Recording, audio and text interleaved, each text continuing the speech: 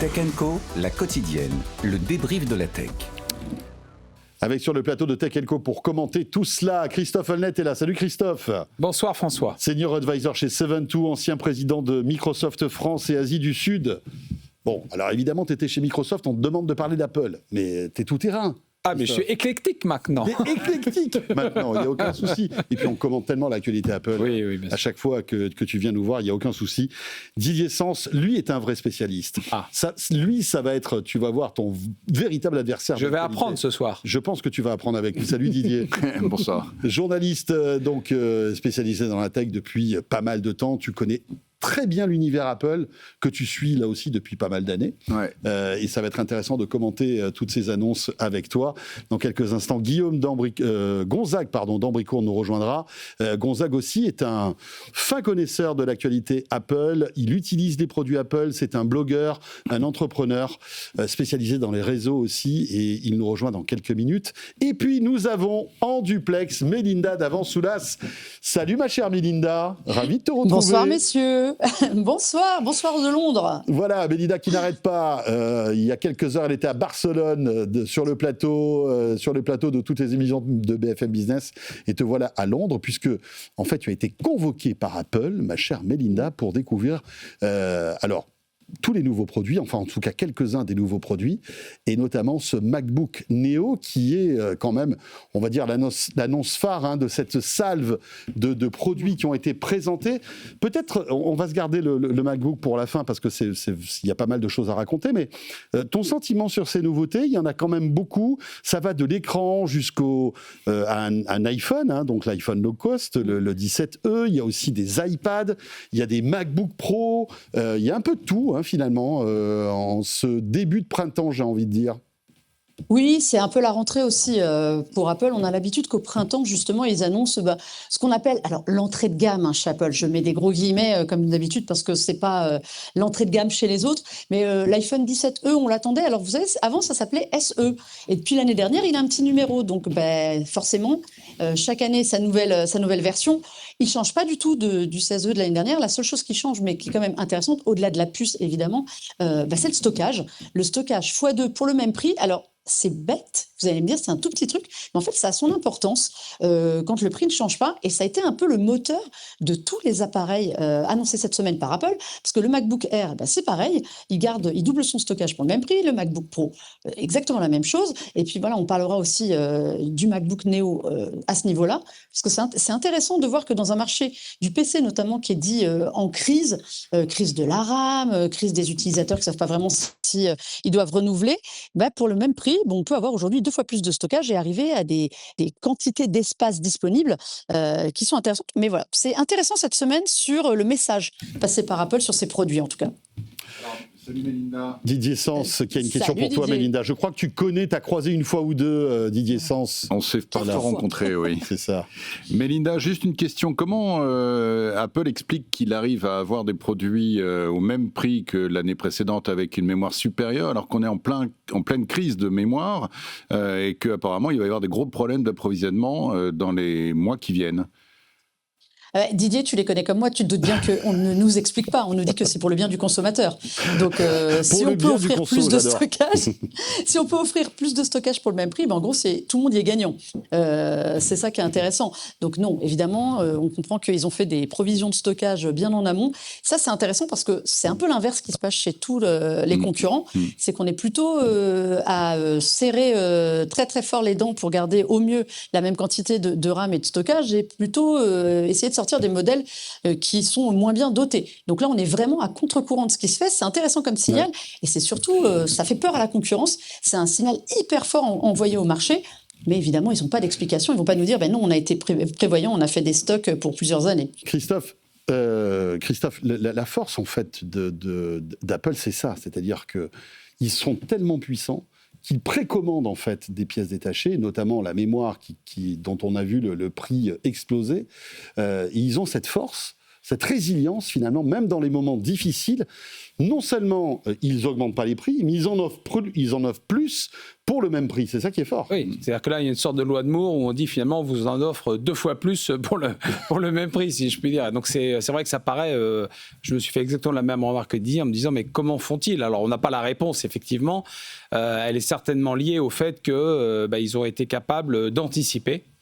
Qu'ils avaient certainement prévu cette annonce et qu'ils ont prévu des volumes massifs sur lesquels ils ont dû précommander parce que sinon ils auraient dû faire un profit warning en même temps que ces annonces-là parce que vu le poids que commencent à représenter les RAM dans le coût des PC avec des impacts marges qu'on commence à voir chez certains constructeurs, on peut se dire qu'effectivement là ils ont fait très fort. Donc ce qu'ils ont dû faire, c'est effectivement avoir une capacité aussi financière de prendre des options sur d'énormes quantités et de pouvoir garantir pour eux un niveau de prix d'achat qui va leur permettre de générer une marge en ligne avec ce qu'on attend d'Apple et de consolider leur position sur le hardware.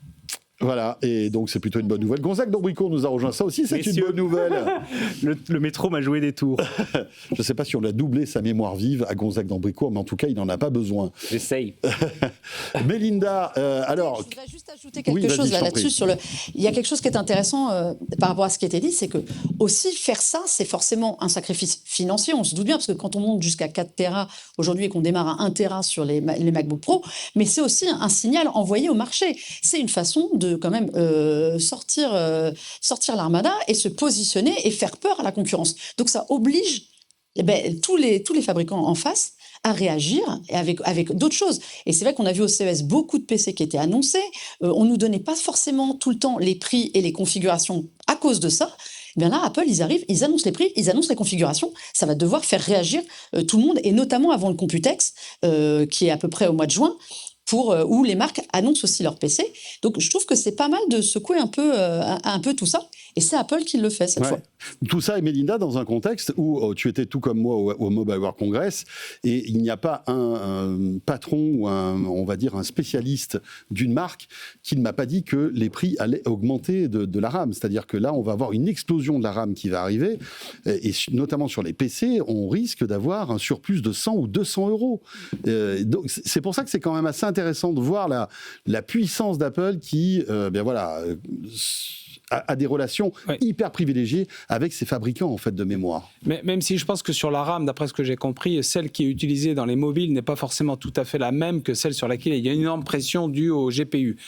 Mais ceci étant, ça modère juste un petit peu le commentaire en disant mais ça n'enlève rien au fait sauf que les grandes marques qui fabriquent de mémoire ont dit que maintenant elles s'orientaient uniquement sur les produits pour l'entraînement de l'intelligence bien sûr, et ce qui crée une inflation énorme et qui va créer de toute façon, avec ces annonces, la nécessité pour les autres acteurs de réagir, une pression forte sur les marges. Ça va forcément, donc c'est effectivement une attaque concurrentielle très forte.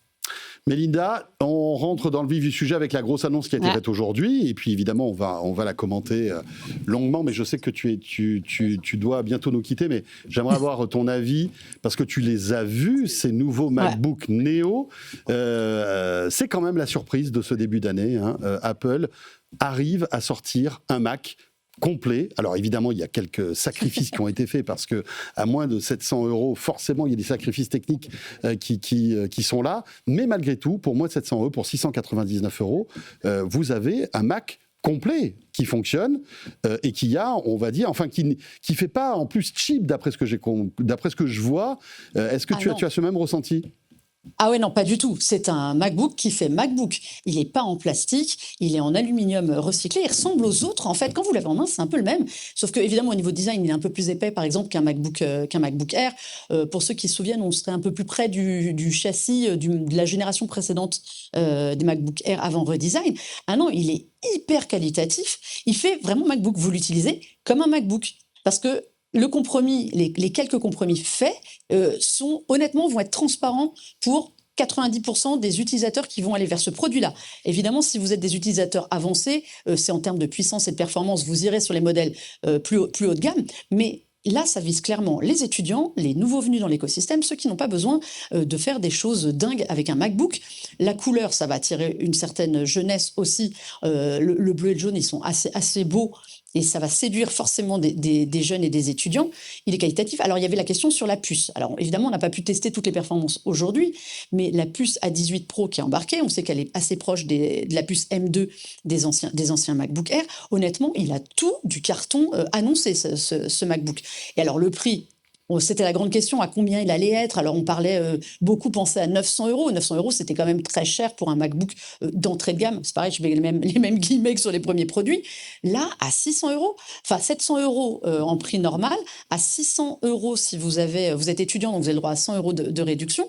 On est sur un produit qui, à mon avis, va séduire beaucoup de gens parce que, honnêtement, la puissance qui va être proposée, elle est suffisante pour la majorité des utilisateurs qui veulent faire de la productivité, de la navigation, jouer un petit peu, regarder des vidéos. Ça va être amplement suffisant. Donc oui, moi, je pense que ça va être un énorme succès et c'est un coup de semonce pour le marché, notamment du milieu de gamme et de l'entrée de gamme. Tous ces PC à 500 € qu'on trouve de plus en plus parce que je pense qu'au niveau performance, il y a peu de concurrence. Intel ou AMD vont avoir beaucoup de mal, enfin Intel surtout, à aller sur ce genre de puce.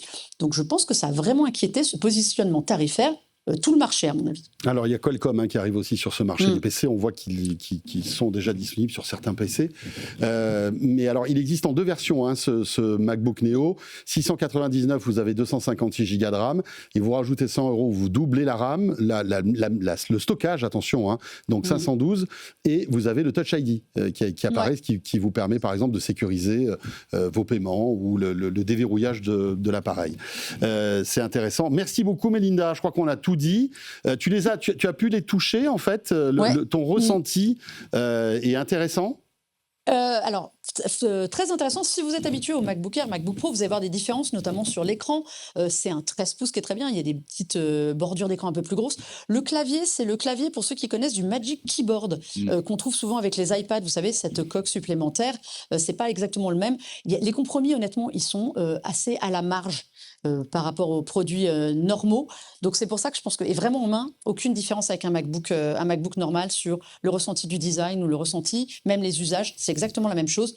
Toutes les applis, on nous a promis, toutes les applis sont compatibles. Alors évidemment, en fonction de la puissance et des nécessités de ressources de vos applis, vous aurez peut-être besoin de passer sur un MacBook Air ou un MacBook Pro. Est-ce qu'on peut dire que finalement, c'est l'écran d'un grand iPad avec un clavier, on a enlevé le tactile et on a mis macOS dessus ?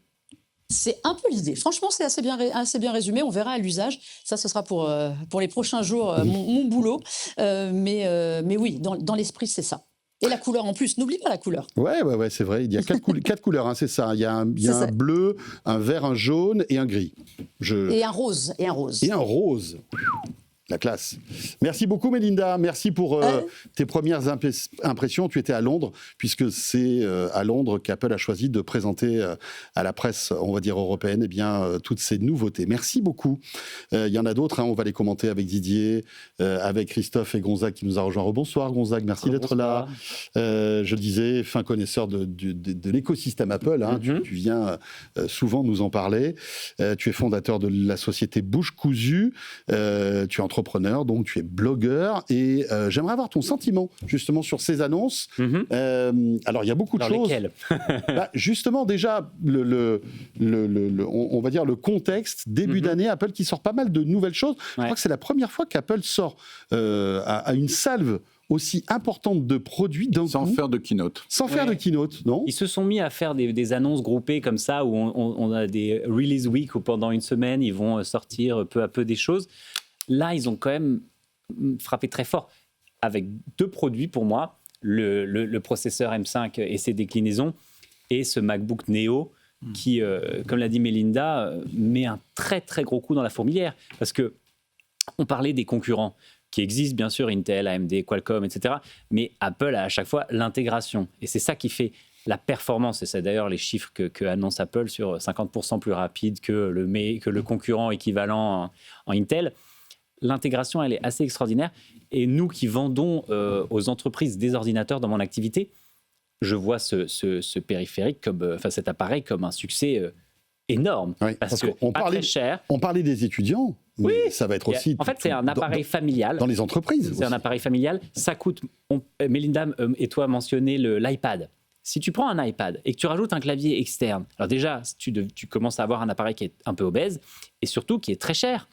Là, T'as le tactile. oui, mais tout le monde ne Mais s'en sert t'as pas la richesse aussi Et de le- macOS. Et si en fait ton mode d'interaction avec l'ordinateur, c'est la saisie par un clavier et la souris, d'ailleurs tu peux brancher tout un tas d'accessoires, ça revient beaucoup moins cher qu'un iPad. Mhm. Donc le produit est assez fantastique. Bon, comme d'habitude, j'aurais beaucoup aimé un modem cellulaire à l'intérieur, ne pas avoir des eSIM, ne pas avoir besoin de connectique, mais pareil, dans cet écosystème, ça fonctionne très bien. Donc le produit est chouette. Et ce que je veux dire, c'est qu'Apple a aussi toujours cette force, c'est de faire un produit qui donne quand même envie de prendre la gamme juste au-dessus. Et ça fonctionne extrêmement bien. Tu places l'autre à 100, 200 euros d'écart. Du coup, quand tu es dans le magasin, t'es là, tu te dis, vas te bon, poser la question, allez, je me pourquoi prends. est-ce que je ne prendrais pas le modèle un tout petit peu mieux? Et surtout, celui-là, on l'a évoqué, il a cette contrainte de mémoire vive. 8 Go, c'est pas énorme. C'est encore moins dans un monde où on veut pouvoir peut-être faire tourner de l'IA sur sa machine, etc. Donc ce produit-là ne cible absolument pas les utilisateurs LLM. Et pour le coup, ils l'ont vraiment marqué autour du M5 avec toutes ses capacités. Oui, mais par contre, quand tu écoutes le discours d'Apple, Didier, ce MacBook Neo est fait pour Apple Intelligence. Oui, Et je suis d'accord avec toi, 8 Go de RAM, là on rentre un peu dans les aspects techniques, Oui. mais c'est vrai qu'aujourd'hui, 8 Go de RAM, c'est vraiment le minimum syndical pour faire tourner tous les usages du quotidien. Vous lancez Chrome, par exemple, Ouais, vous ça y est. lancez quatre onglets, ben vous Peut-être avez... peut-être que tu seras à crédit de RAM. Voilà, on sera crédit de RAM. Il faudra Non, mais- emprunter 8 Go de Mais RAM. après, Apple dit qu'ils arrivent à optimiser tout ça et que finalement, pour l'utilisateur lambda, ça passe. Quoi. Et alors, dans ce cadre, c'est aussi là que ça vaut le coup d'utiliser les applications natives d'Apple. Il y a une chouette suite. Ils ont toute la suite Numbers, Pages, Keynote, etc., qui est vraiment pas mal, que j'utilise aussi dans le travail. Et Safari. Alors, on adore Chrome, mais c'est vrai que Chrome est très, très gourmand. Safari est totalement optimisé pour le Mac. Ah oui. Donc, c'est une excellente alternative. C'est ça aussi la force, Christophe, c'est tout l'écosystème Apple. C'est-à-dire qu'Apple ne sort pas qu'une machine, sort un soft, sort tout l'écosystème, sort les services qui vont avec. On en parlera tout à l'heure aussi, mais c'est aussi un aspirateur on va dire, à bénéfice supplémentaire. Bien sûr, ce type les d'appareil. services, puisqu'ils vendent des services. Et je vous emprunte encore la parole un instant, mais il y a un aspect très important aussi, c'est en entreprise, la gestion de flotte. Et nous, ça fait partie des choses qu'on fait, c'est les logiciels qui permettent d'avoir 500, 1000, 2000 ordinateurs que vous mettez à disposition des salariés. Et ce produit, il est aussi compatible avec ça. Et donc, ça veut dire que pour une Donc ça veut dire qu'à entreprise, distance, tu peux installer des applications, bloquer l'ordinateur, le mettre à jour, etc. Et donc, sans faire de changement à l'infrastructure que tu as existante, sur laquelle avant tu achetais peut-être des Macs plus chers, là, à partir de, Oui. on va dire 600 et 700, etc., tu as un produit qui est entièrement compatible, sans compromis. Christophe. Ça semble être la chronique d'un succès annoncé, en tout cas, puisque visiblement, on dit finalement, le monde de l'éducation, les étudiants, 600 €, avoir un outil comme ça, même ça peut être une très bonne alternative à Chromebook aux États-Unis.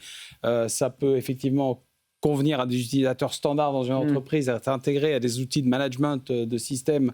Donc effectivement, je pense qu'il y a le tout à un prix effectivement très, très compétitif. Donc c'est quand même la grosse annonce de ces 3 jours.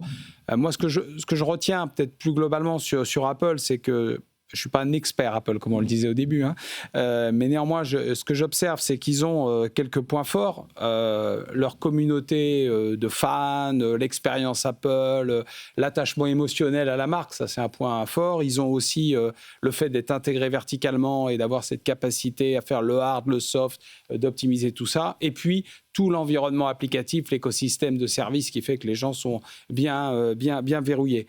À côté de ça, ils ont quelques points faibles aujourd'hui. Ils sont un peu en retard en termes d'innovation sur l'IA. Bon, ils ont tenté certaines choses. On sent qu'ils ont été un peu à la ramasse sur l'IA, pas particulièrement. Ouais. Ils ont une dépendance à la Chine, à l'iPhone, des sujets un petit peu... Ils sont plus risqués au point de vue dans la guerre géopolitique actuelle. Ils sont plus en danger. Et quand on regarde d'un côté ces points forts, ces points faibles, on se dit finalement... Ces annonces-là, en les regardant un peu plus globalement, elles ont plutôt tendance à renforcer les points forts. C'est-à-dire de dire, finalement, on va être encore plus fort sur le matériel, sur l'intégration. On a le M5, on va gagner des parts de marché sur le marché du PC. Parce qu'on va tailler des croupières à Chromebook, on va tailler des croupières à Windows. Et donc finalement, ils renforcent deux de leurs points forts sans forcément résoudre des problèmes majeurs qui restent quand même inhérents sur Apple, notamment de comment est-ce qu'ils vont arriver à se positionner sur l'IA tout seul, avec Gemini, mais le risque que ça comporte. Donc tous ces sujets-là restent ouverts. Didier, impressionné par ce MacBook Neo? Oui, ça m'a fait un peu le même effet que quand le MacBook Air est sorti. C'était une bonne surprise parce que c'était la première fois qu'on voyait un MacBook aussi fin, aussi léger. Donc on est un peu dans la même impression d'un produit qui est en fait la déclinaison d'un concept qui existe depuis des années, hein, le Mac portable, mais qui se renouvelle. Là. Il est gai, il est joyeux, il a une bonne tête, il est pas cher. Alors, tu parlais tout à l'heure du problème de l'IA, mais ça s'adresse pas à des gens qui vont bidouiller des LLM, ça s'adresse à des gens qui vont interroger ChatGPT, faire un peu de Gemini, de temps en temps résumer, voilà, des trucs faciles. Donc ils n'ont pas besoin d'avoir une grosse configuration pour ça. Et puis je pense que le positionnement prix, effectivement, comme le disait Christophe, ça va tout de suite séduire les universités, effectivement peut-être aussi les entreprises qui ont un budget assez limité sur ce qu'on appelait les facilities à une époque. Mais je pense qu'on n'a pas assez parlé du marché des pays en voie de développement, et à mon avis, là, on est en plein dedans. Parce que c'est un marché très difficile pour les fabricants de PC, et surtout pour Apple, qui n'a jamais réussi à se positionner vraiment très fortement dans des pays comme l'Inde, comme le Brésil, comme l'Afrique du Sud, tous ces pays-là qui sont des pays émergents. Et là, avec une offre à 699 €, à mon avis, ils sont en plein dans la cible, dans le cœur de ce marché. Et je pense que ça va être aussi une des voies d'expansion d'Apple à explorer. Alors, juste pour qu'on se remette un petit peu dans le contexte, qu'est-ce que représente le marché du Mac dans l'écosystème d'Apple? Il faut savoir qu'Apple, c'est 416 milliards de dollars de chiffre d'affaires total. Ouais. Okay, L'iPhone, c'est 50% de ce chiffre. C'est 210 milliards. Ensuite, il y a les services qui explose de trimestre en trimestre. Aujourd'hui, on est à 109 milliards. Alors, les services, c'est les commissions de l'App Store qui ont été beaucoup décriées, iCloud, Apple Music, etc., etc. Derrière, c'est même pas encore le Mac, c'est tout ce qui est wearable. L'Apple Watch. Les AirPods, l'Apple Watch, etc., tous les accessoires.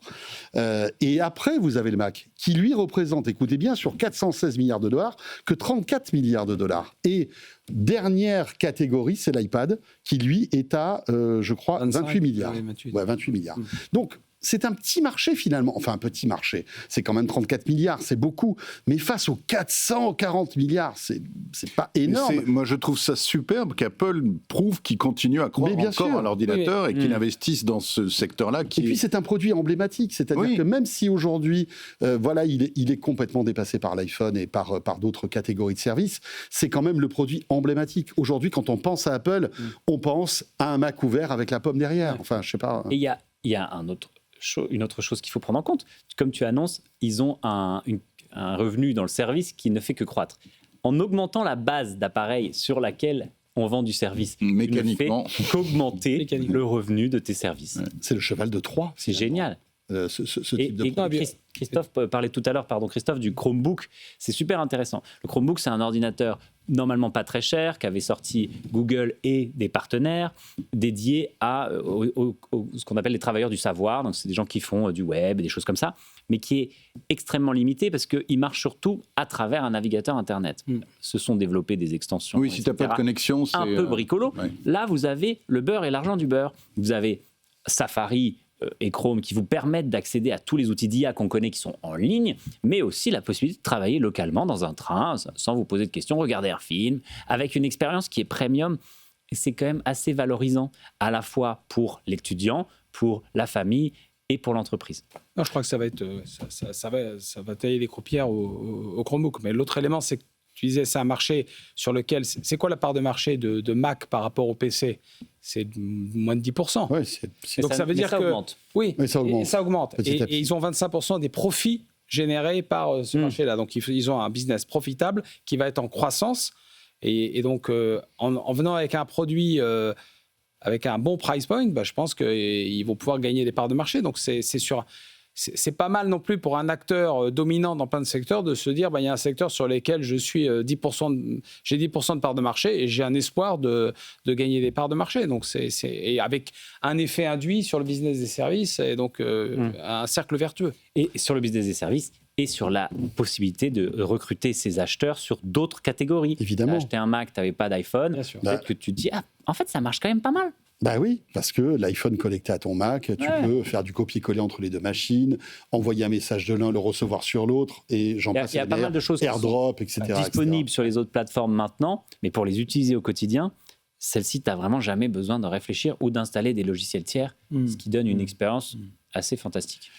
Christophe Holnet, Gonzague d'Ambricourt, Didier Sens. On revient dans un instant, on va marquer une petite pause. On va continuer sur ces annonces Apple, continuer sur le MacBook Neo, parce que peut-être ne le savez-vous pas, mais ce MacBook Neo, c'est un iPhone en fait. C'est ça qui est fou dans cette histoire. C'est une puce d'iPhone avec un grand écran et un clavier. On va vous expliquer la stratégie d'Apple dans une minute. On revient après cette petite pause. À tout de suite.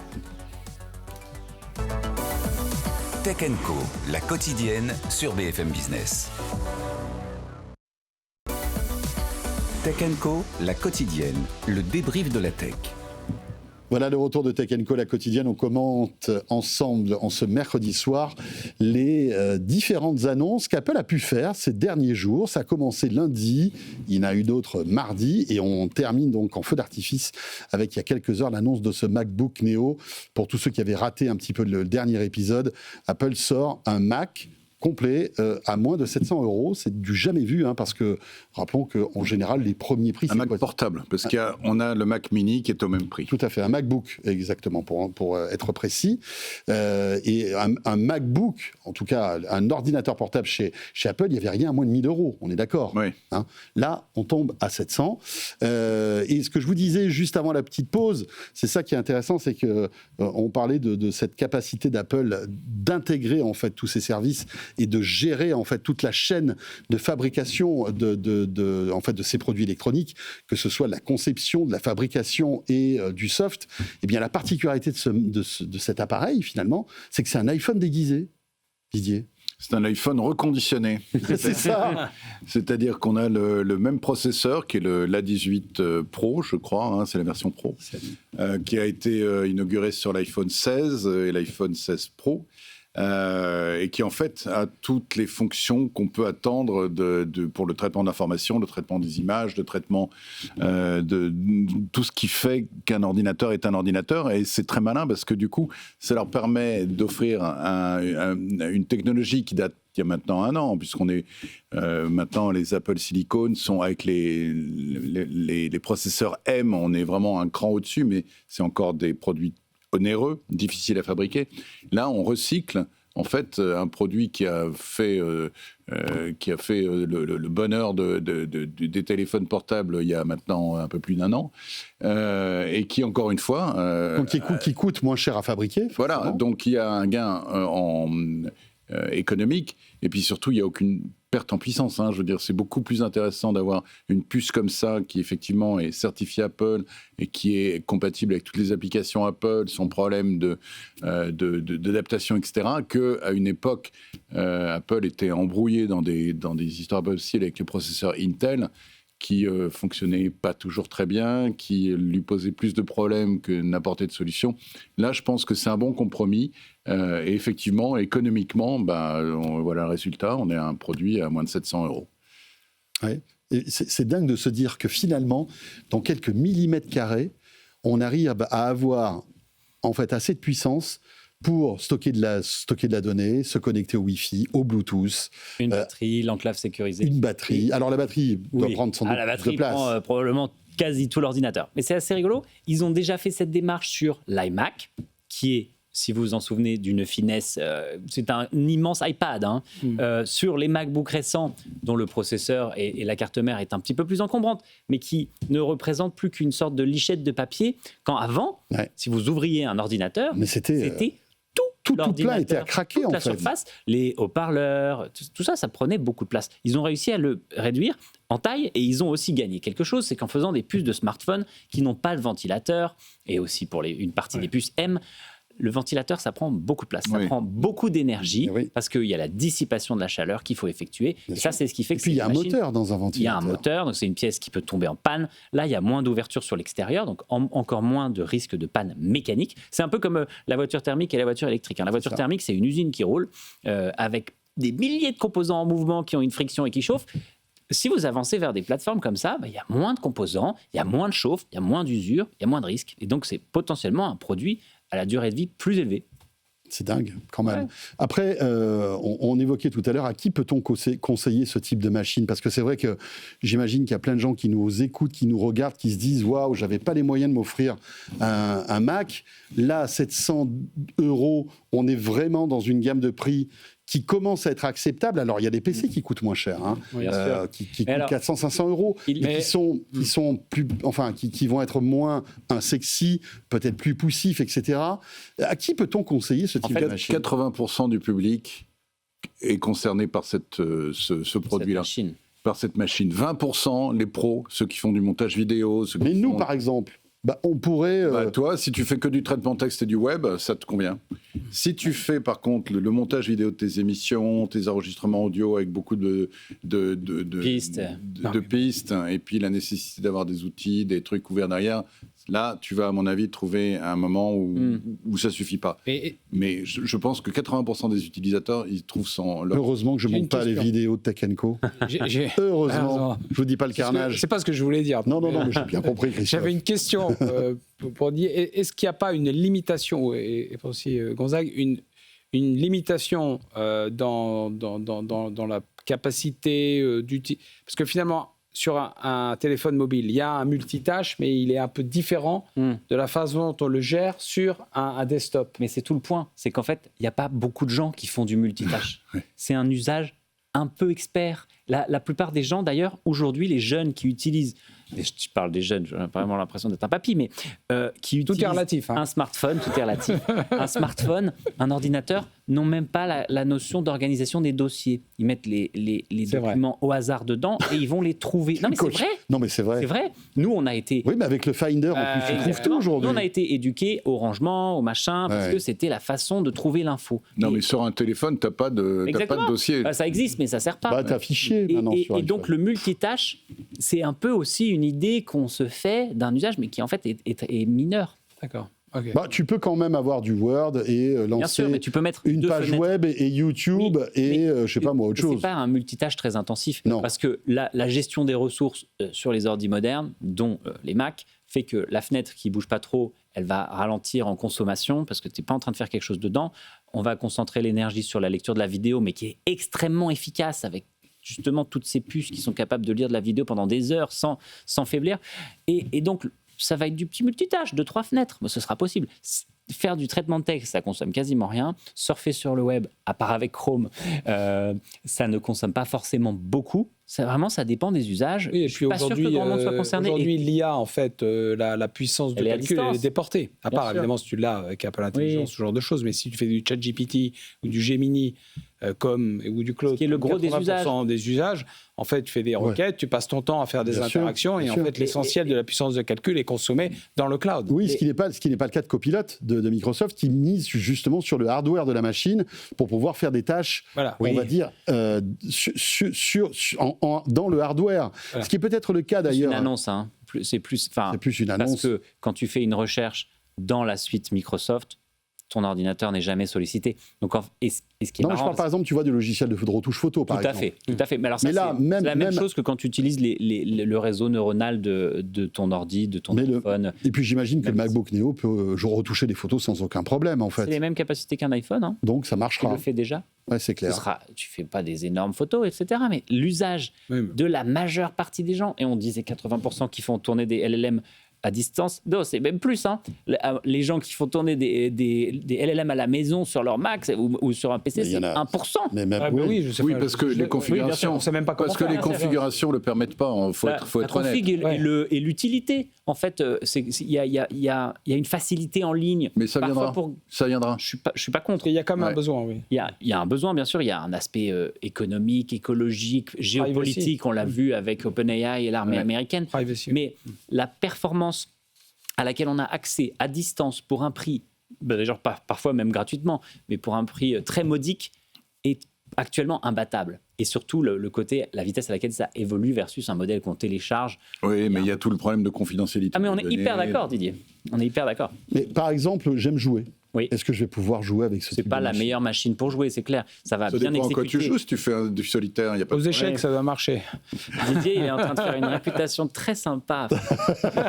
Non, mais est-ce que donc on va dire que c'est pas pour une Pas les utilisation, on va dire poussée pour la Mais cela 3D. étant, je suis pas d'accord parce que regarde sur l'iPhone 16, donc tu c'est peux faire intéressant des d'avoir la très beaux comparaison. Voilà, on peut jouer à Ouais, mais sur des World écrans of beaucoup plus Warcraft, petits. à des jeux comme ça qui sont assez Sur des écrans plus petits, Didier. intenses. Sur Parce des que je écrans. pense que ces écrans plus grands Ouais. prennent plus de ressources. Il y a Bien plus de sûr. pixels Bien affichés. sûr. Mais c'est pas une machine qui est dédiée à ça. Hein. Non, c'est et les clair. gamers, d'ailleurs, je ne vais pas parler trop en leur nom, mais mais peuvent aussi avoir tendance à acheter un ordinateur spécialisé, une console spécialisée, Ouais. plutôt que Et puis d'avoir n'achèteront chercher, surtout pas un Mac pour jouer. notamment, et ne se trimballe pas avec la machine tout en un, parce que les ordinateurs portables de gamers, vous pouvez tuer quelqu'un avec, hein, tellement c'est épais et lourd, etc. Donc, pour l'instant, ce produit portable qui va partout et qui fait tout n'existe pas. Est-ce qu'il a trouvé sa place dans la gamme des Mac d'Apple, à Le votre Neo avis? Oui. Alors, je suis curieux. Christophe le place comme un best-seller. Et je ne dis pas que ce ne sera pas le cas. Je suis toujours curieux parce que parfois, on voit des produits Apple qui sortent et on s'imagine un succès commercial dingue. Le R, l'iPhone R, tout le monde s'est dit « Oh là là, fantastique, il ne se vend pas. » L'iPhone mini, oui, il y a une énorme demande, ils n'en vendent plus. Je ne dis pas que le Neo ne sera pas vendu, loin de là. Mais je pense qu'il y a toujours ce phénomène où on parlait de report de gamme, où je considère le Neo, mais peut-être que je vais acheter un R. Ok. Alors, en revanche, oui, il trouve sa place. Et je pense qu'Apple est en train de faire justement du ménage dans des gammes qui étaient illisibles. Il y a 12 000 modèles d'iPad. Bon courage pour choisir lequel prendre. Donc, sur le Mac, s'il y a moins de choix, donc c'est quand même déjà un peu plus simple à faire. Oui, parce que un MacBook Air a été annoncé, là, qui est beaucoup plus puissant, puisqu'il intègre la nouvelle puce M5. Exactement. Alors, c'est pas la puce M5, vous savez, dans la puce M5, il y a plusieurs plusieurs familles déclinaisons. de puces. Il y a la Pro, je me demande... Il y a Max. Pro, Max. Voilà, exactement. Donc là, c'est la M5, on va dire, j'allais dire, la moins puissante, mais Et qui déjà... sont déjà phénoménales. Elle est puissante. Il y a plus de stockage, plus de mémoire vive. Ouais. La question, finalement, c'est de se dire, est-ce que ça vaut le coup que je m'offre, j'allais dire, une Twingo au lieu d'une Audi quelle est la différence de prix A4? Parce que Oui, c'est ça, Quand on se finalement. rapproche Quelle est la différence de prix, toi? La différence de prix, elle est quand même de 1 200 euros. C'est- Ouais, Donc, il y a quand même 500 euros, tu vois. Ah ouais. Ça fait quand même, 40 pour... Non, mais je trouve qu'il est plutôt... Là, en fait, la question que je te posais, c'est que je trouve qu'il est plutôt bien placé Il est très dans bien placé. une gamme, c'est-à-dire que Très bien placé. il y a assez de Ah oui. Il y a assez d'oxygène d'écart. entre les deux, finalement, parce qu'en d'accord. fait, après le MacBook Neo, tu as Oui. l'iPad, Air. voilà, le MacBook Air, Et puis le Pro. et le Pro, qui lui est beaucoup plus puissant, beaucoup plus cher, mais qui Beaucoup ne s'adresse plus cher. pas au même Non, il y a de profil. l'espace qui n'existe pas dans la gamme des iPads, où il y a l'iPad Air, l'iPad mini, l'iPad Pro. Et je pense que ça va faire du mal. Mais je pense que ça va Ah, faire je du sais pas mal ce que- aux Non, iPads. Non, mais je suis d'accord avec toi. Je pense que ça va faire du mal aux iPads. en fait. J'ai voulu renouveler les coques de mes iPads, bon c'était un courage. cauchemar. Bon courage. Il y a, Parce que il y a il y a 12 tellement de générations modèles, d'iPad voilà. avec plein de tailles, c'est un Ouais. enfer. Parce qu'en plus, il y a les modèles et les tailles. Ouais, le 11 pouces, le 13 pouces, le 12 pouces. Oui, 9. c'est ça. Et même Ah, pro, ça ne galère. veut plus rien dire. Tu as des Ouais. pros de 12 pouces et demi, tu as des pros... Les pros avec un processeur M. Ils ont vraiment fait un truc très complexe. Et tu l'as dit tout à l'heure, François, les chiffres de vente des iPads ne sont pas si dingues. Non, ils sont en dessous de ceux des Mac. Par rapport au chiffre d'affaires d'Apple. Ouais. Donc ça risque peut-être, à mon avis, de faire de l'ombre aux iPads. Ce qui m'a surpris, c'est vrai que on s'attendait pour beaucoup à la sortie d'un appareil hybride, tactile, Mac, et ce n'est pas le cas. Je suis positivement surpris parce que c'est pas un produit qui m'intéresse, mais bon, c'est bon. C'est vachement bien même pour les. Il y a de plus en plus d'enfants à partir du secondaire qui s'intéressent à l'ordinateur pour faire leurs recherches, leurs machins, leurs trucs. C'est typiquement le produit pour ça. Hein. Moi, j'aimerais en avoir un. Ouais. Et je me souviens de l'époque où Apple avait sorti son 12 pouces complètement anémique qui n'avait aucune puissance. Avec le clavier papillon, dont on se rappelle. qui était très mignon. Qui était très mignon, mais mignon, c'est pas toujours bien. Ça ne suffit pas. Il était à 799, c'est Il ça? n'était pas très cher, Ouais. il était incroyablement léger, mais il était incroyablement pas puissant. Ouais, Oui, parce et que il y avait c'était qu'un seul Intel à l'époque. connecteur USB, Ouais. donc on ne pouvait soit on le chargeait, soit on mettait un clavier ou quelque chose à côté, mais on ne pouvait pas faire. Non, les là, deux. il a un peu tout d'un grand, entre guillemets, pour ce prix. Alors la connectique, c'est le minimum syndical. Hein. Oui, Deux mais- ports USB-C, Ah bah, c'est bien, un deux. port jack. Oui, Ouais. mais qu'est-ce que Oui. tu veux de plus? Non. HDMI, le micro SD, ça c'est la gamme pro et c'est bien. Il y a un Oui, écart. oui, Ils, ont mis bien deux vrai. ports, ils en ont mis 2 ports USB. Ouais, il y a 2 ports USB-C. Ils ont appris de leurs erreurs. Donc, Un ouais. qui est USB 3 qui va jusqu'à 10 gigabits, Hein. et puis un autre qui est vraiment un peu poussif. Oui, mais c'est pareil. Ça s'inscrit dans un autre truc, c'est que est-ce que les gens branchent beaucoup leurs appareils Non, c'est pour les clair. charger? Oui. Est-ce que vous transférez? Alors on est peut-être l'exception. Est-ce que ma maman, est-ce que votre entourage transfère des photos de son smartphone avec un câble? Pas si sûr. Non, c'est clair. Non. Voilà pour ce MacBook Neo. Qu'est-ce qui sort, on va dire, d'autres de ces annonces? Le 17E peut-être? Parce que Oui. c'est quand même un produit intéressant qui eh bien, a l'air de se pérenniser. C'est-à-dire que depuis l'année dernière, tous les ans, on a un nouvel iPhone low cost. On est à 720 €, hein, donc en fait cet iPhone coûte plus cher que le MacBook Neo, mine de rien. Bah, faut peut-être passer ses appels avec un MacBook Neo, je sais pas. Ouais. Mettez FaceTime dessus. C'est clair. Euh, Bon, il n'y a pas de 5G sur le MacBook Neo. Non, C'est mais ça le problème. très belle gamme. Je ne sais pas ce que vous en pensez. On a quelques 16E au bureau. C'est un produit qui a toute sa stature. Oui. C'est pas un produit amputé, diminué, etc.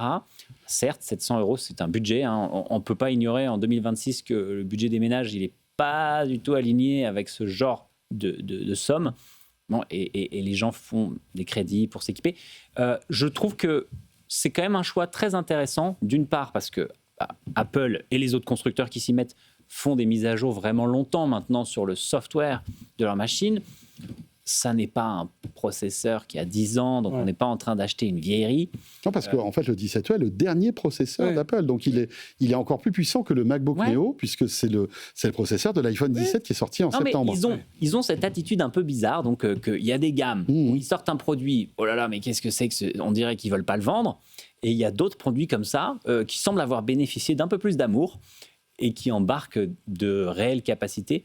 Après, vous faites le sacrifice des appareils photo. Voilà, je veux dire, c'est fait pour des gens qui ont juste besoin de téléphoner et de faire du Facebook et du mais TikTok. Là, encore une fois, les 80% de l'usage.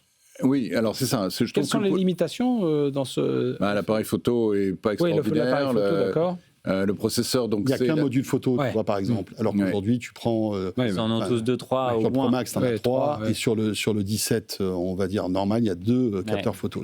Moi, je suis très gêné parce que quand je reçois des coups de fil de mes petites nièces qui me disent je voudrais un iPhone, c'est quoi le mieux pour faire de la photo? Moi, je dis mais si c'est ça, achète un appareil photo. Je veux dire, Ah non, mais non.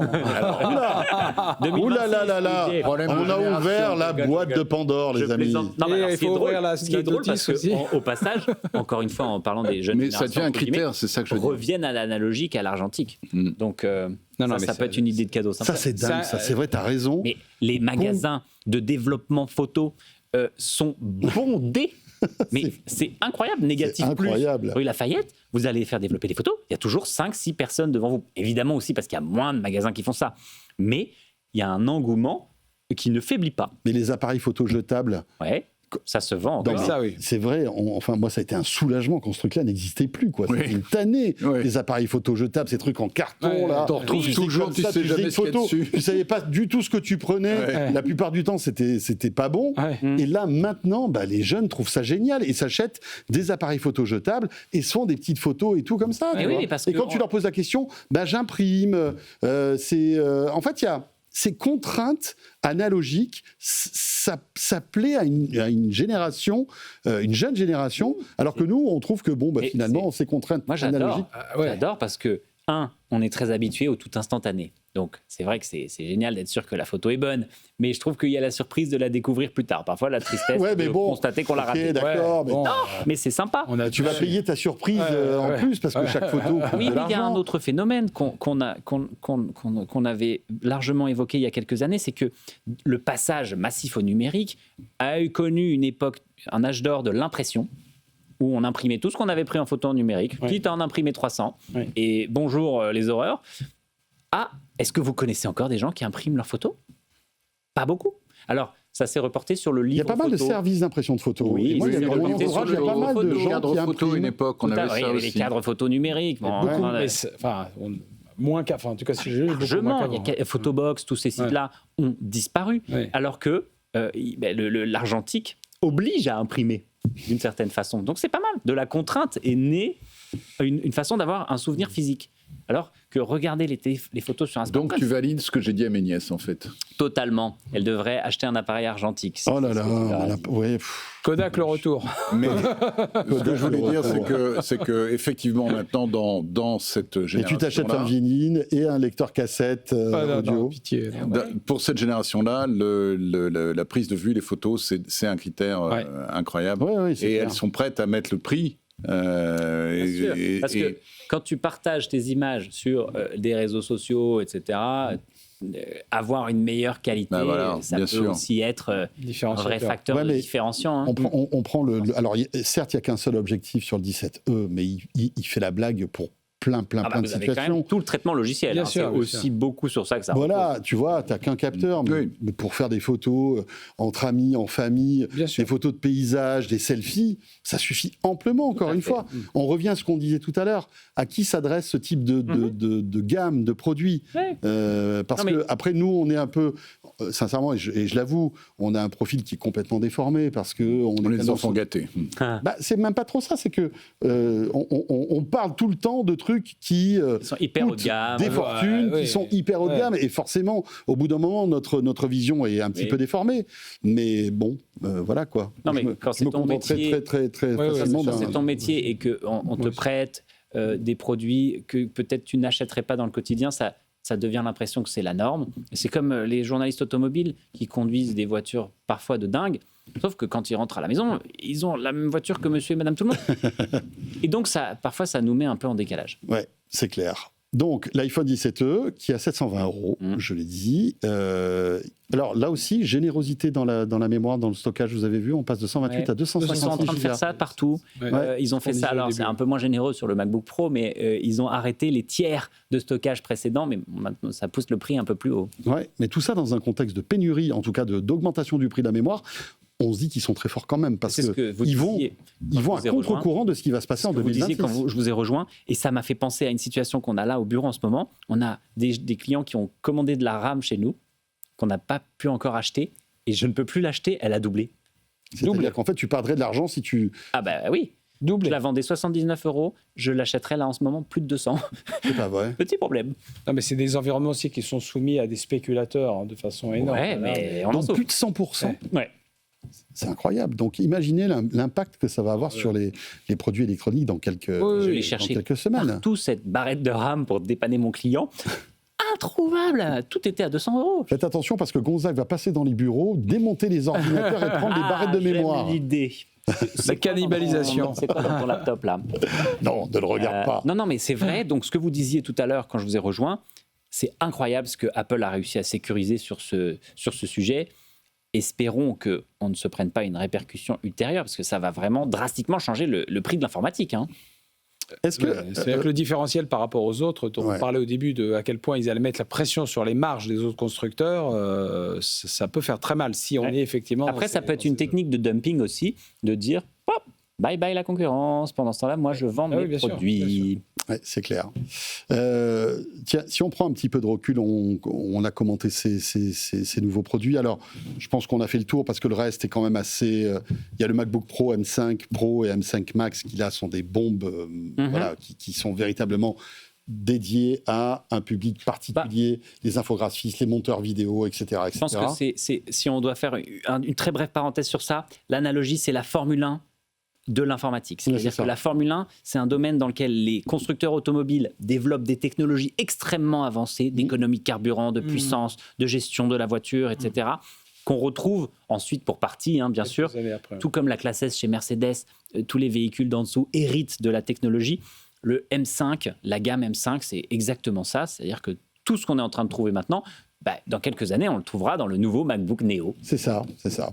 Mais il faut avoir l'utilité de ce type de puissance, en fait, brute, parce que ces machines coûtent très cher. Hein. Là, on est à plusieurs milliers d'euros. C'est chouette parce qu'ils ont installé cette gamme de processeurs M et de silicone Apple qui est révolutionnaire. Si vous repassez sur la génération Intel, vous n'avez plus envie de toucher votre ordinateur avec un bâton.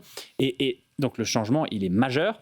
Ils l'ont introduit dans toute leur gamme, et dans les iPads, et on en bénéficie dans les smartphones. C'est fantastique. Et la vitesse à laquelle ils sortent des itérations. Mais non seulement ils ont un cycle de renouvellement qui est assez impressionnant, mais ils ont un cycle d'innovation qui est énorme. Ouais. C'est-à-dire ils ont réussi à nous sortir avec le M5 une architecture qui est complètement nouvelle et qui anticipe sur le futur.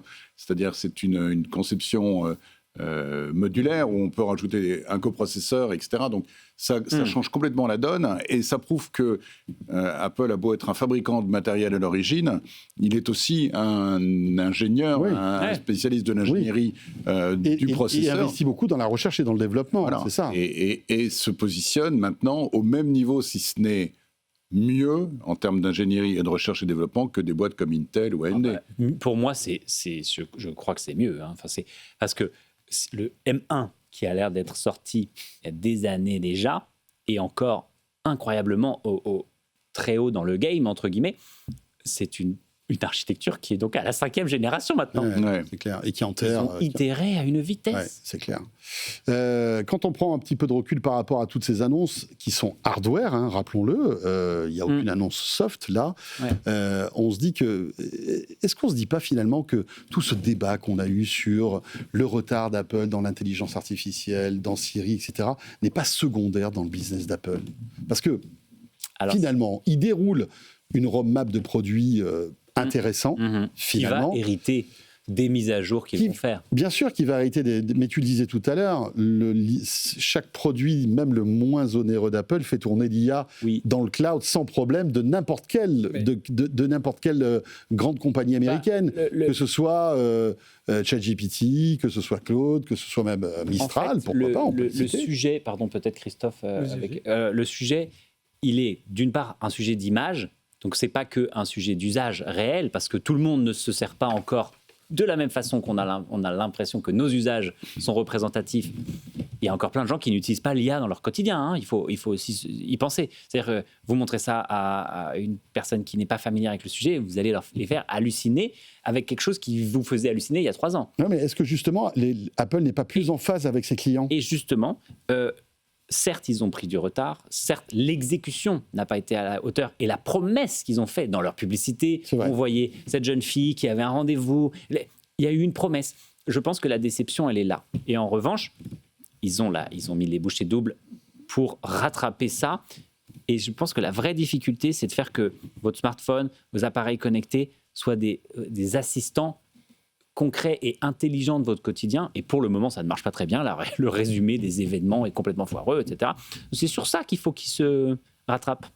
Oui, enfin moi je pense qu'ils ont frappé un grand coup sur le hardware, ils ont bien consolidé ces points forts, mais néanmoins on est quand même dans une évolution où l'intelligence artificielle deviendra quand même un élément fondamental de l'interface, le dialogue que l'on a avec la machine. Et que si ça leur échappe parce que le monde va vers OpenAI ou vers Gemini, on est quand même dans une bagarre de géants. Alors, ils ont une position très forte, hein, ils sont solides, mais on est dans un monde de coopétition et tout le monde essaie de se commoditiser. Et si un acteur arrivait à prendre la main sur les utilisateurs dans l'interface conversationnelle, eh ben, ce serait un risque pour Apple d'avoir une faille dans la verticalité de son écosystème. Attendons Siri 2, qui devrait arriver. Siri, c'est aussi un autre enjeu. Effectivement, il n'y a pas seulement une question d'image, il y a aussi une question d'ADN. C'est-à-dire que Apple, c'est quand même la boîte qui avait créé, tu te rappelles, j'en parle souvent, le Knowledge Navigator, qui était cette vidéo... De science-fiction. Dans les années fin 80, début 90, où on voyait un type qui rentrait chez lui. Et qui est terriblement réaliste aujourd'hui.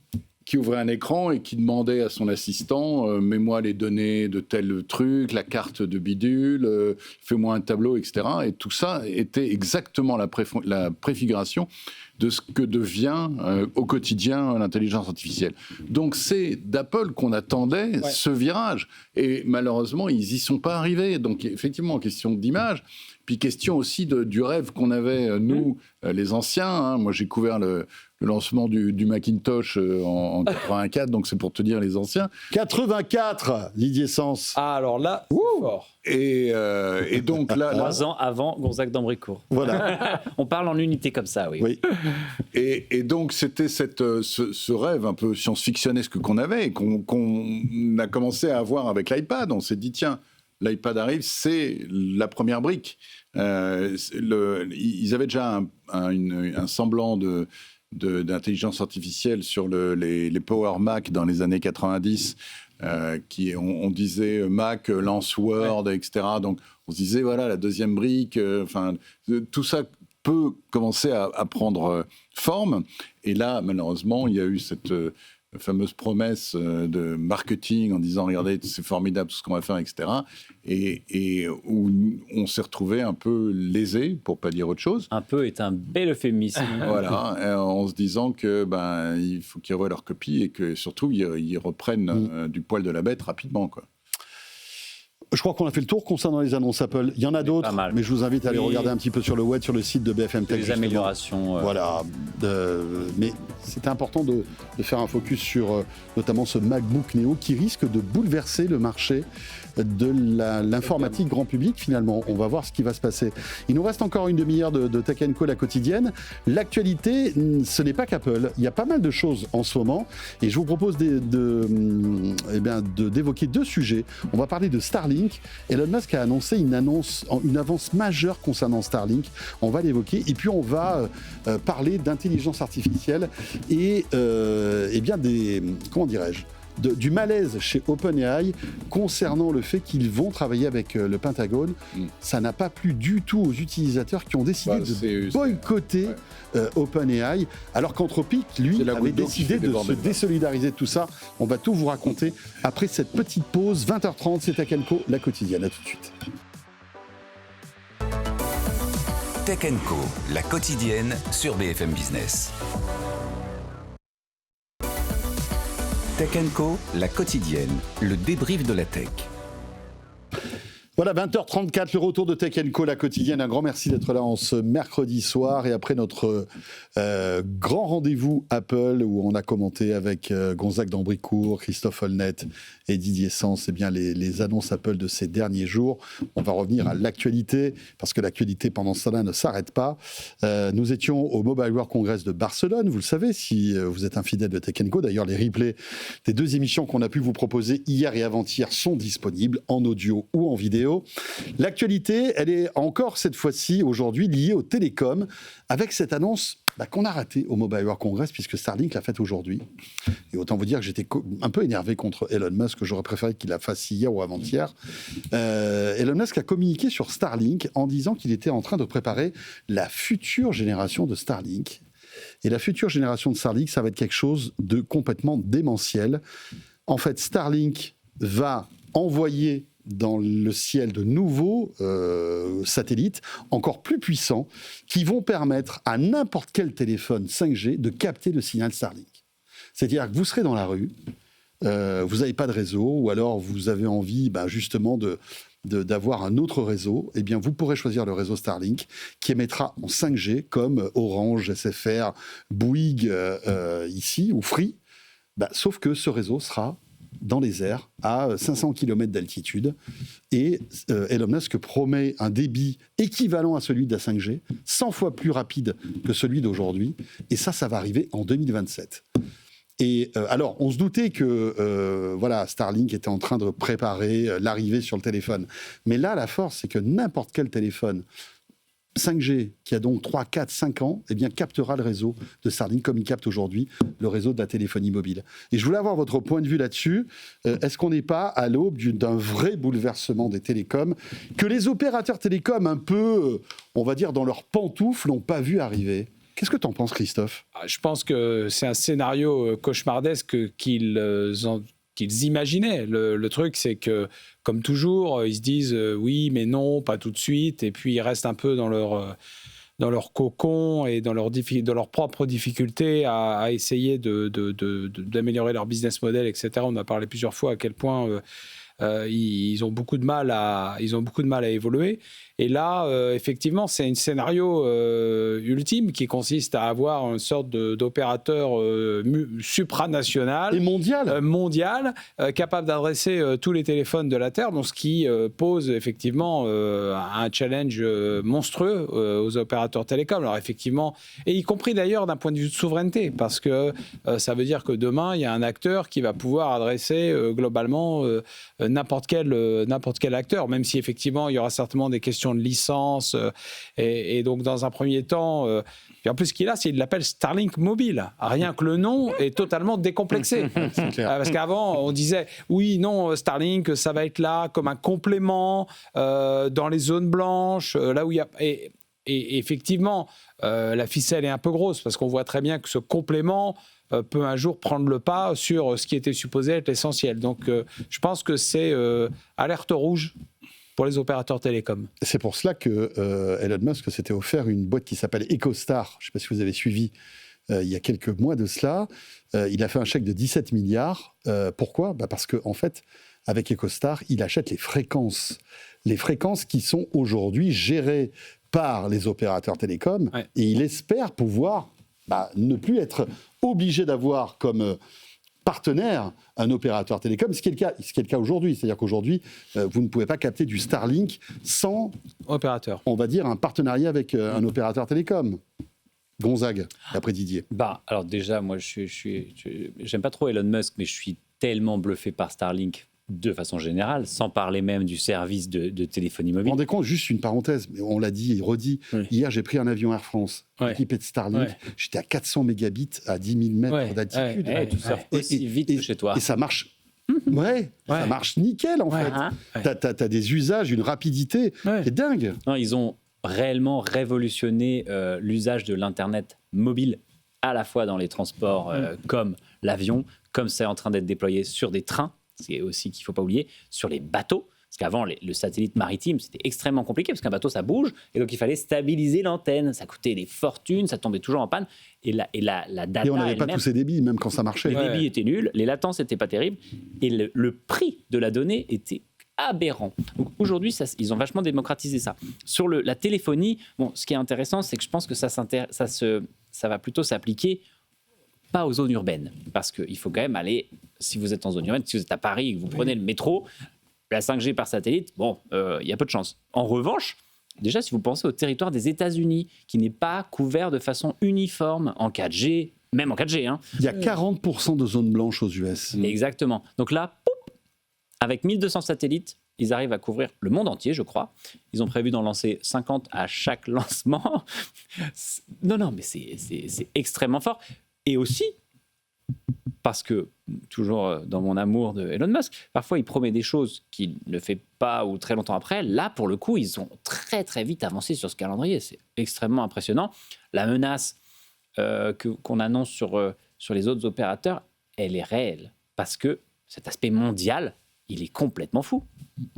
Non, alors on se dit que finalement, tu as raison, ça ne viendra jamais concurrencer véritablement les opérateurs télécoms, parce que dans des zones urbaines, en indoor, je ne pense pas qu'on puisse capter Starlink. Non. Même si, enfin, je ne sais pas, mais en fait, il est tellement étonnant, cet Elon Musk. Qui aurait pu imaginer, il y a encore 3 ans, qu'on puisse capter un signal à 500 km d'altitude avec un téléphone tout petit comme ça. Peut-être qu'il a il va sortir une autre technologie de sa poche. Le sujet d'aller percer les matières, qui est difficile à résoudre parce que c'est un problème physique.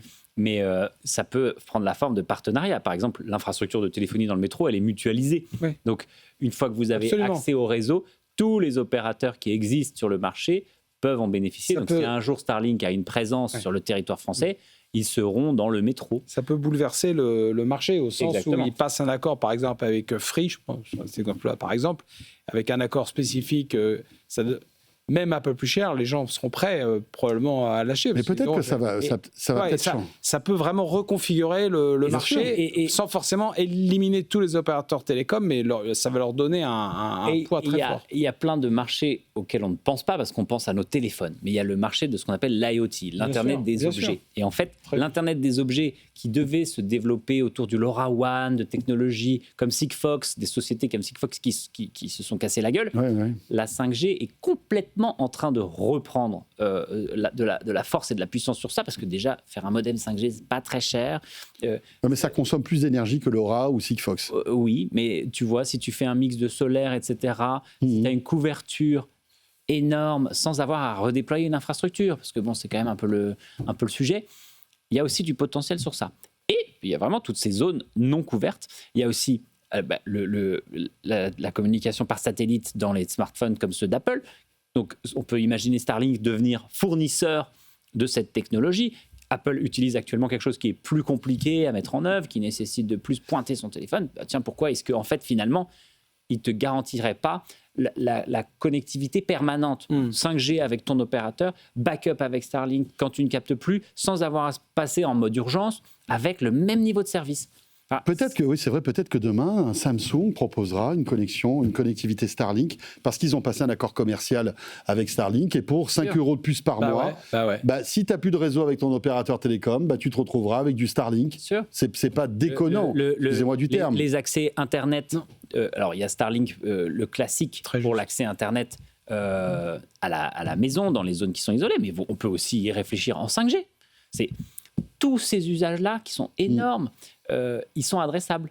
Et puis imaginez, vous êtes sur un bateau, vous êtes, comme tu le disais, sur un bateau, dans les airs, vous êtes dans une zone où il n'y a pas de réseau, vous avez une connectivité qui est à 100%. Ça va sauver des milliers de vies, déjà. Alors c'est déjà le cas, mais bon, c'est vraiment pas généralisé. Vous imaginez, enfin, c'est un peu... je trouve ça vertigineux, quoi. Ouais, cela aurait été il y a 2 ans. Je pense que le contexte géopolitique nous prouve que maintenant, malheureusement, les choses ont changé.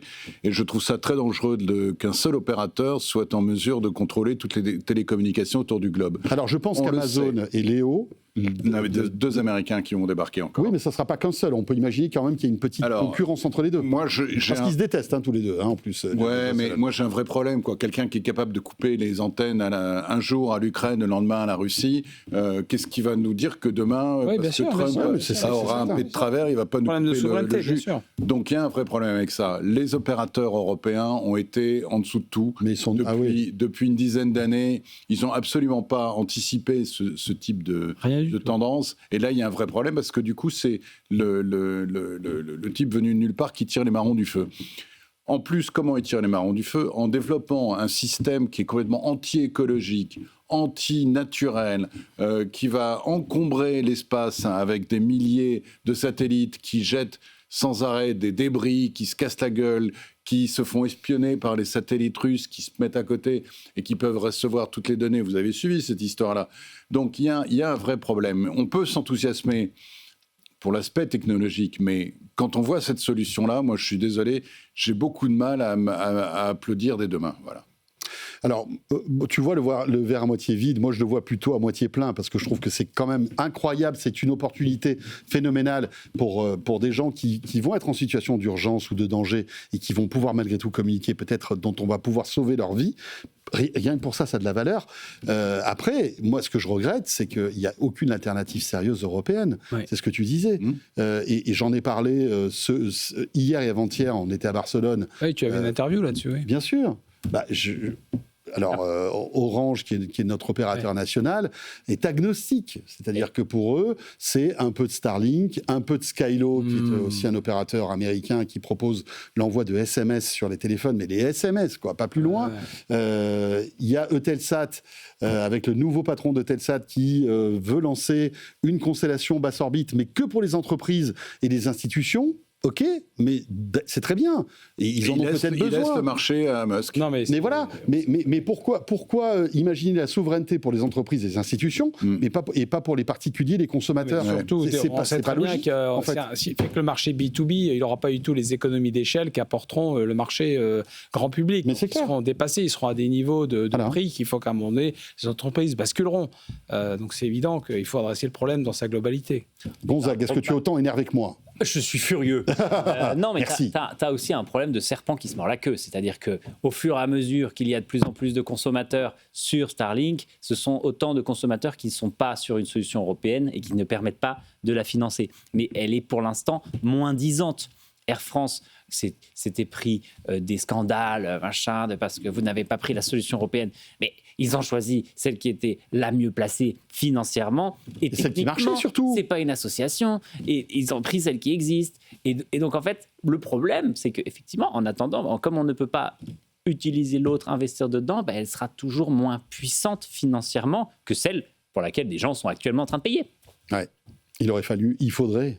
Je dis ça. Serait obligé. Non, il faudrait, c'est un souhait que tous les opérateurs. Il y a 60 opérateurs télécoms en Europe. C'est le problème. Non, mais il faut Au moins 100 ans d'entre eux. ok, ou faire une mais 100 ans consolidation. d'entre Moi, je suis eux, d'accord. mettre un peu au pot Alors, le et problème, essayer quand de créer une constellation. C'est leur le intérêt. problème, c'est quand leur ils intérêt. s'entendent entre eux, c'est juste pour mettre les abonnements au même prix. Et ça nous a jamais trop réussi. Ouais.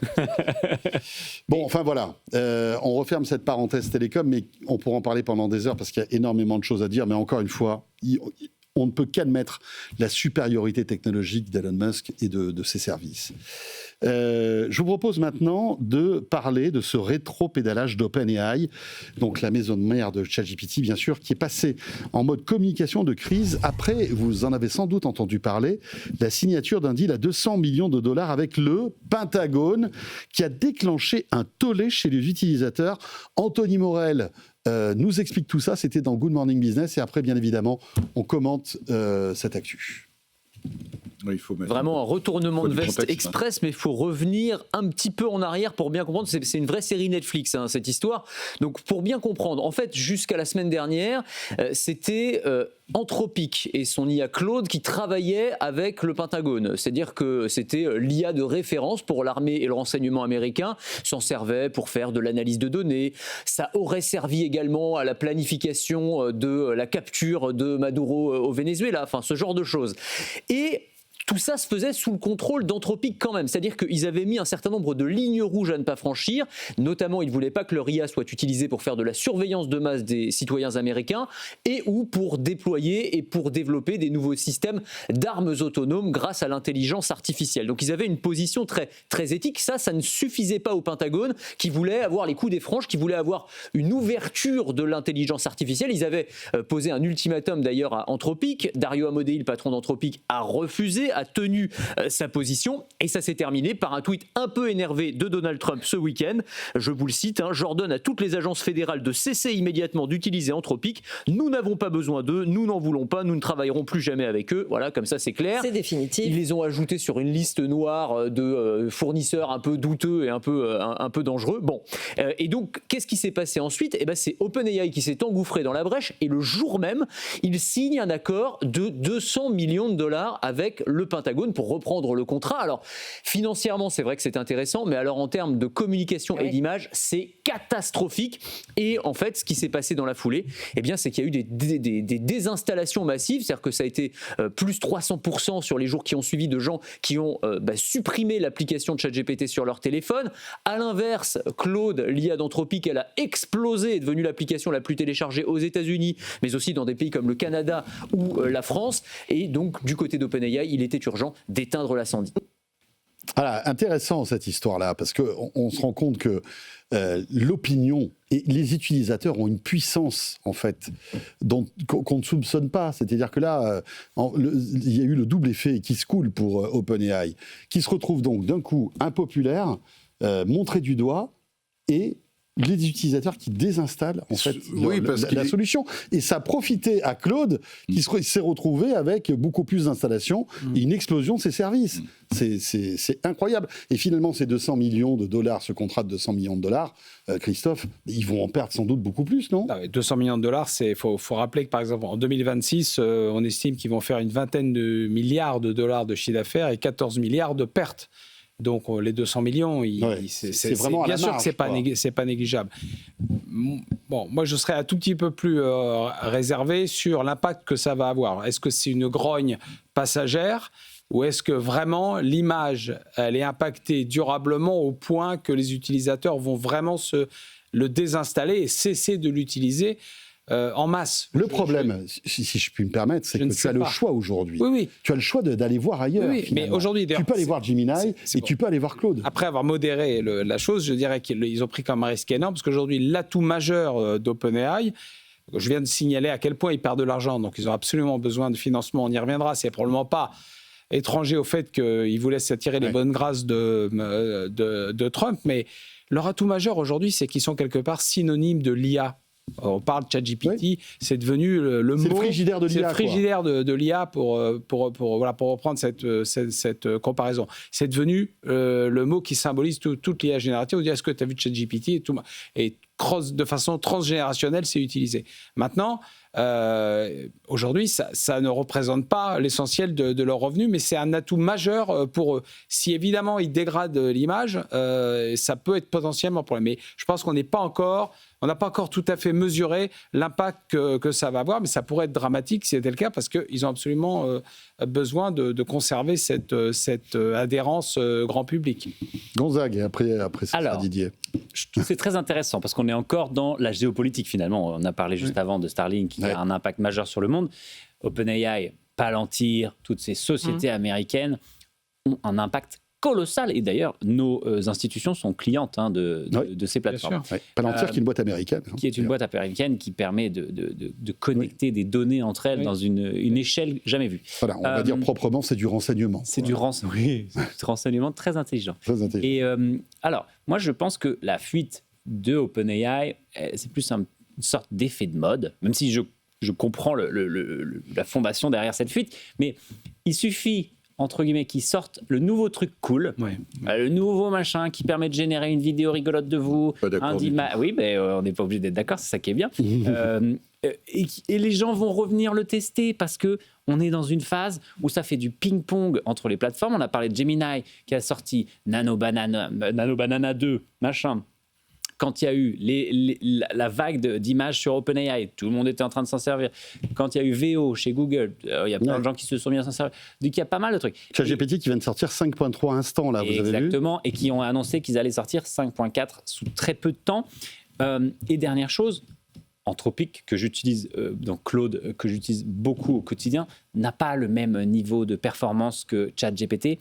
Et en revanche, bénéficient d'une adoption extrêmement forte. Tu parles dans l'assistant conversationnel. Conversationnel, leurs applications ne sont pas tellement à la hauteur, etc. Il y a un vrai décalage entre ce que fait et sort OpenAI.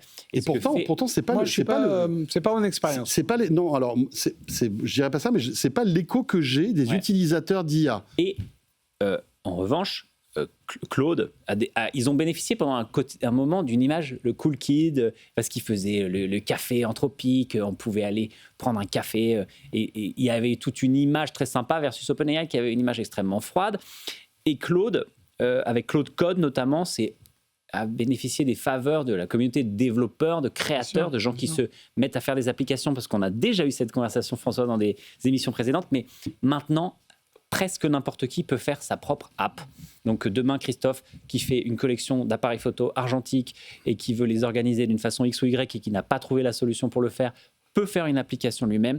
Didier, qui préfère, qu'est-ce que tu as fait ? Faire une application pour faire des conseils à ses nièces, peut faire quelque chose qui, en quelques minutes ou quelques heures, va remplacer un logiciel entier. Ça serait plutôt une application pour classer les jambons espagnols. Les jambons espagnols.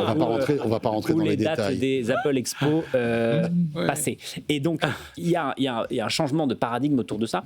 Et donc, je vais laisser Didier développer, mais je ne pense pas que l'exode soit définitif.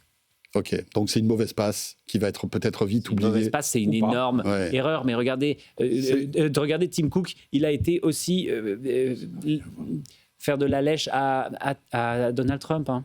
Didier, Le- pour Pas dans terminer. la même. Alors Didier, Pas alors, dans- explique-nous Didier, on t'écoute. pourquoi OpenAI est au bord du précipice. Non, mais c'est la goutte d'eau qui fait déborder le vase, quoi. OpenAI va mal là depuis quelque temps. Les nouvelles versions sont critiquées à chaque fois. On leur reproche de pas être soit pas assez efficaces, soit trop buggées, soit, enfin bref, il y a un vrai problème de développement. Et d'ailleurs, ils sont pas forcément.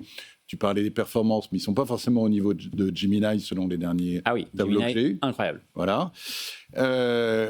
Ils annoncent se faire de la pub maintenant dans ChatGPT, ce qui crée une suspicion. Tout le monde le sait. Hein, on se dit, et quand je vais taper quelles sont les meilleures marques de stylos, on va me proposer des stylos qui ont payé de la pub, etc. Ils sont très proches donc de Trump, et ils cherchent, comme l'a dit Christophe tout à l'heure, évidemment à rentrer dans les bonnes grâces du président de la République. Donc cette histoire on fait le deal coûte que coûte avec le Pentagone, c'est à mon avis la goutte d'eau qui fait déborder le vase. Donc peut-être que demain les gens vont se dire finalement la nouvelle version fait que on va plutôt aller être copains avec eux, etc. Mais moi je pense pas que ça marche comme ça. Je pense que les gens vont avoir une image durable de l'entreprise. Et je pense qu'on est un peu dans le même cas de figure que Microsoft à une époque, quand Microsoft avait le monopole des systèmes d'exploitation et qu'il était le méchant. Et là, je pense qu'OpenAI renvoie cette image-là. Ils ont un quasi-monopole, en tout cas en termes d'image de l'IA, comme tu disais. C'était le frigidaire de l'IA. Et on est un peu dans ce cas de figure où on a une entreprise qui a un quasi-monopole sur un secteur et qui donne des mauvais signes et qui du coup crée le besoin d'une alternative. Et l'alternative, elle est portée aujourd'hui par le cloud, mais demain, elle pourra être portée par Gemini Wix. Google Mistral, XAI. etc. Et donc, c'est pour ça... peut-être pas Grok. C'est pour ça qu'en dépit du fait qu'ils sont toujours dominants sur ce secteur-là, ils risquent petit à petit de se voir challenger. Non, mais ton analyse, elle est extrêmement intéressante. Et ce qu'on a vu, et la directrice de la communication de OpenAI a tweeté elle-même, ce contrat nous rapporte moins que ce qu'il est en train de nous coûter en termes d'image. Oui, ça m'étonne Donc, pas. c'est certain que, en tout cas à court terme, c'était pas super malin. Et il y a un deuxième sujet dont on est tous assez conscients, c'est qu'on est en train de vivre une énorme bulle de l'intelligence artificielle où on ne paye pas au vrai prix les services auxquels on a accès. Vous avez accès à une puissance de calcul. Parce que, phénoménal, ça bien ne sûr. donne pas un calcul, mais faire de l'IA, c'est des calculs. Et ça, pour $20 par mois, pour un des forfaits les moins chers, c'est complètement dingue. Et en fait, ça devrait coûter 10 fois plus par rapport à ce que ça coûte en énergie, etc. Ce qui est le cas pour l'abonnement de Claude, d'ailleurs, qui est beaucoup plus cher. Alors, Claude, ils ont un abonnement à 20 €. On va arrêter là. Non, vas-y, termine ta phrase. Mais et un à 90 et un à 200. Ouais, c'est ça. C'est d'où le recours à la pub chez OpenAI qui cherche des sources de financement. Merci à tous les trois. Merci. Voilà. Merci François. Très sympa avec, je vous rappelle pour tous ceux qui viennent d'arriver, la première heure de ce Tech & Co, la quotidienne, était consacrée aux annonces Apple avec donc Gonzague d'Ambricourt ce soir. Merci Gonzague d'être venu. Plaisir. Voilà, tu reviens quand tu veux, quand ça te fait plaisir, Attention. pour commenter l'actualité Apple ou autre d'ailleurs. Avec plaisir. Merci à Christophe Holnet, Senior Advisor chez 72 et ancien président de Microsoft France et Asie du Sud. Et merci à Didier Sens. Plaisir. À bientôt Didier. Ce Tech & Co est terminé, bientôt 21h. Merci de nous avoir suivis. On sera là demain, bien évidemment, dès 19h30. Et je vous rappelle que toutes ces émissions, enfin en tout cas 7h30, est disponible en replay vidéo, mais aussi en podcast audio et sur YouTube aussi. Ça, c'est la bonne nouvelle. N'hésitez pas d'ailleurs à vous abonner à la chaîne YouTube de Tech & Co et de BFM Tech maintenant et de mettre des petits likes. Voilà, je parle comme un YouTuber maintenant. Ça me fait drôle, hein. J'ai pas l'habitude. Allez. Bonne soirée à vous toutes et à vous tous. À demain. Tech & Co, la quotidienne sur BFM Business.